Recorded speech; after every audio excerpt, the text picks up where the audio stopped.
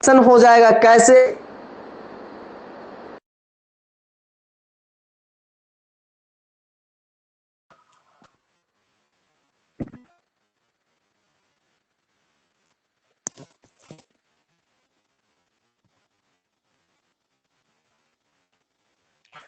Rate log के equal to rate log के x की पावर 1 है तो आप फर्स्ट ऑर्डर ऑफ रिएक्शन होगा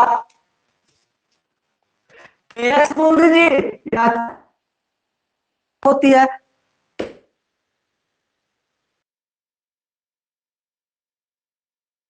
से T1 सेकंड के लिए, फाइनल A2 से T2 सेकंड के लिए, और इसका रिलेशन जो आएगा वो रिलेशन आप समझिएगा कि आपका एक रिलेशन फॉर्मूला आता है K इज इक्वल टू 2.3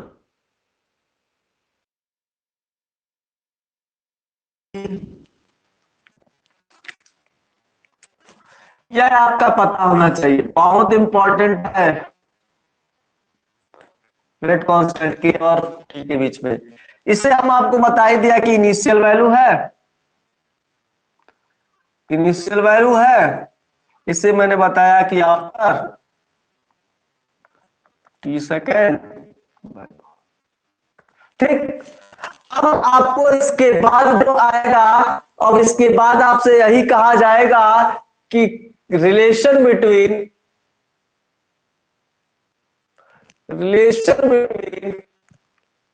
के एंड टी हाफ,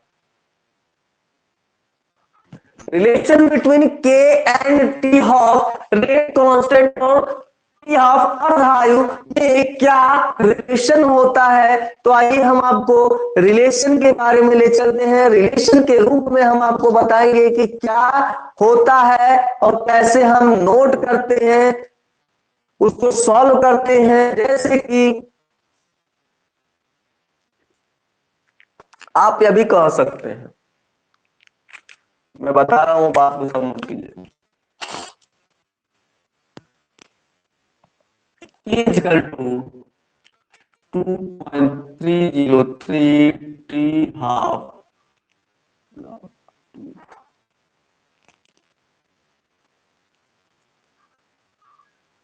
के equal to 2.303 upon t half log 2 होता है। इसे हम कह सकते हैं लॉग 2 की वैल्यू अगर हम रखेंगे ना तो एक और निकल के आएगा सिंप्लीफाइड रूप में 0.6932 अपॉन टी।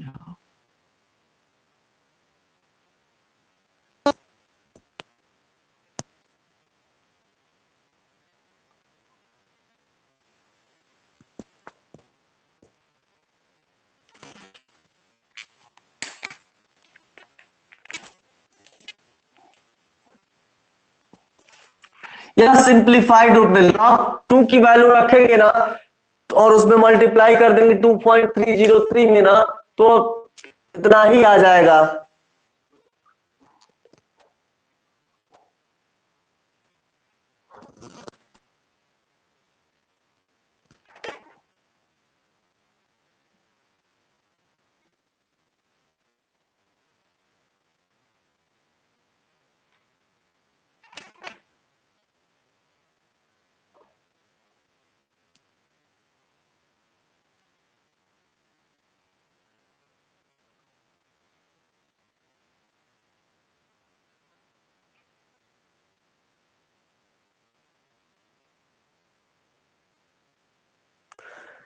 नोट कीजिए, यहाँ पे कुछ नोट करने लायक है, आपको नोट के रूप में लिख रहा हूं मैं।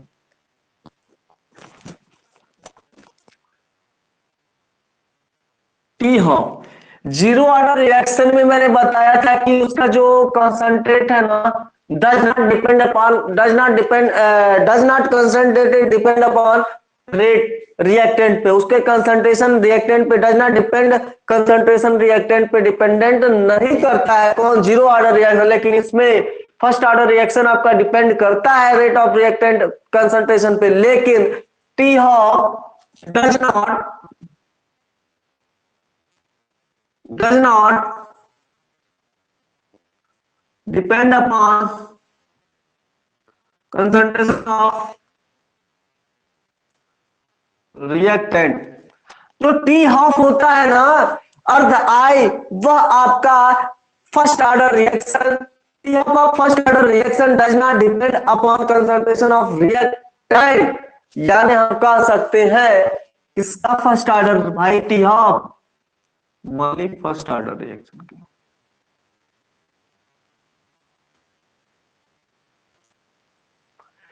ओनली फर्स्ट ऑर्डर रिएक्शन के ही टी हाफ रिएक्टेंट के कांस्टेंट पे डिपेंडेंट नहीं होती है।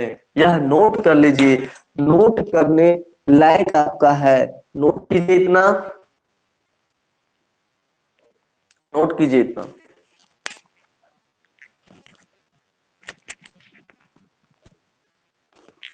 अब एक बात और आपको मैं बता रहा हूं, जरा ध्यान से मेरी बातों को सुनिएगा। इसको यहां दिखाई दे रहा होगा।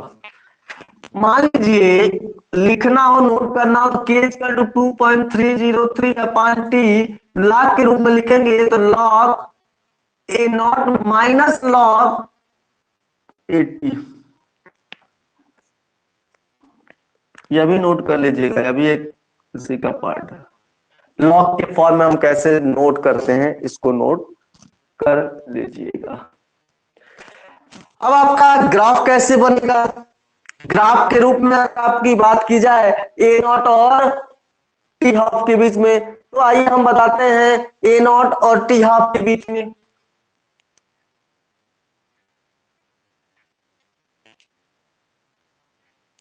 ए नॉट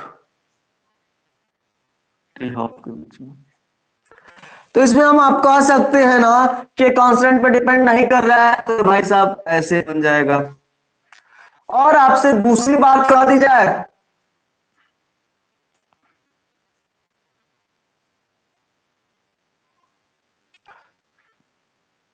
लॉग लॉग के बारे में बात की जाए कि लॉग 80 और टी हाफ टी के बारे में, लॉग 80 और टी, लॉग 80 और टी के बारे में बात की जाए तो कैसे बनेगा, तो आपको पता है कि वह आपका जो जीरो ऑर्डर रिएक्शन में बन रहा था ना, वही सेम इसमें भी बन जाएगा। लॉग और टी, लॉग 80 और टी के बीच में और टी हाफ और ए नॉट के बीच में। नोट कीजिए, फिर हम कुछ सेकंड आपको बताएंगे, फिर आपका आज का लास्ट टॉपिक हो जाएगा, फिर कल क्वेश्चन बताएगा। आई होप कि आप लोग नोट कर लिए होंगे। समझ में आ रहा है कि नहीं आ रहा है?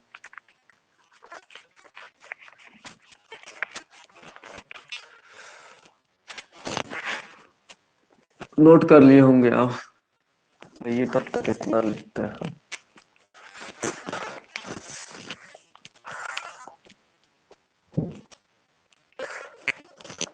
Second order of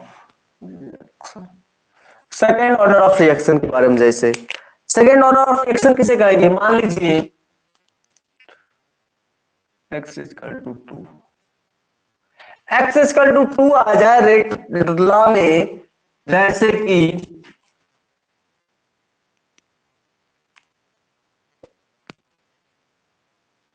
rate law A की पावर 2 आ जाए, यह आ जाए तो आपका क्या होगा, सेकेंड ऑर्डर ऑफ रिएक्शन। क्योंकि सेकेंड ऑर्डर ऑफ रिएक्शन जो आपका इसकी पावर जो लगते हैं वही तो ऑर्डर होता है ना, किस ऑर्डर का है, वही ऑर्डर को डिनोट करता है कि ऑर्डर ऑफ रिएक्शन किस ऑर्डर का है, तो आपका डिनोट करेगा। अब इसका जो फार्मूला आप लिखेंगे बहुत ही लाजवाब फार्मूला है, के और टी के बीच में। ध्यान से मेरी बात को सुनिएगा,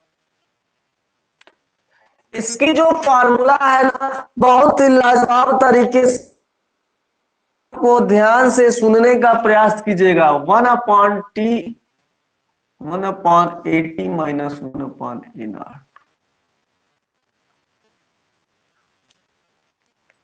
नोट कीजिए, वहां फर्स्ट जीरो ऑर्डर में था k equal to A0/2 t half, और फर्स्ट ऑर्डर में था k equal to 2.303 upon t log naught upon 80 और सेकंड में है k equal to 1 upon t 1 upon 80 minus 1 upon a naught. Note कीजिए इसको, बहुत इंपॉर्टेंट है।